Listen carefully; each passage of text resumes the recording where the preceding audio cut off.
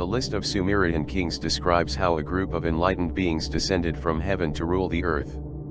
The total time of his domination, 242,000 years ago. How is that possible? The list of Sumerian kings is an archaic stone tablet written in the Sumerian language. It gives us the names and periods of reign of the kings of Sumer, a region that encompassed the space now occupied by southern Iraq. Compiled from several different clay tablets, the final part of the list of kings contains the names of rulers and cities historically attested. To the community of forbidden history, the first kings not tested on the list present greater interest. Who were the true gods of Eden? Also known as antediluvian rulers, the first 8 kings on the list totaled a reign of 242,000 years, in a mythical period before the Great Flood swept the area. Scholars of the mainstream discard the existence of these lords and their impossibly long kingdoms, citing the fact that no archaeological discovery supports the unusual claims made by the stone tablets. However, the cuneiform words are there.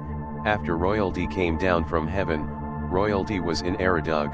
In Eridug, Alulim became king, ruled for 28,800 years. After the mandate of the first celestial king ended, the scepter fell into the hands of Alilengar, who ruled for 36,000 years. After him, it was Enmenluana's turn to sit on the throne for 43,000 years.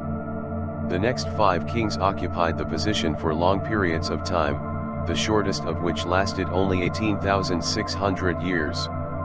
The coming of the Great Flood, considered by some as a world catastrophe, put an end to the reign of the mythical kings. After the flood had ravaged and royalty had descended from heaven, Kish became the seat of royalty. Kish was an ancient city in Sumer, home to the first historically documented Sumerian dynasty. The kings of this dynasty had shorter realms than the previous ones, but they still extended far beyond the life expectancy of a human being in those days. The shortest reign belonged to Zamek, the son of Barcelona, who remained in power for 140 years. For a long time, historians agreed that these impossible deadlines were the result of fiction. Their reigns and facts were hyperbolized to increase the meaning of the ancient Sumerians in the eyes of neighboring peoples.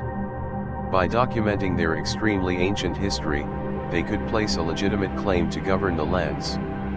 But most historians reject the existence of the Anunnaki, the sons of Anu. They also came down from heaven to fulfill their own agenda on Earth.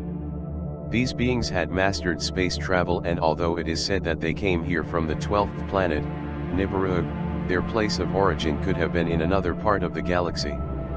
We do not know with certainty how man came to this planet. Perhaps it is the product of evolution and natural selection.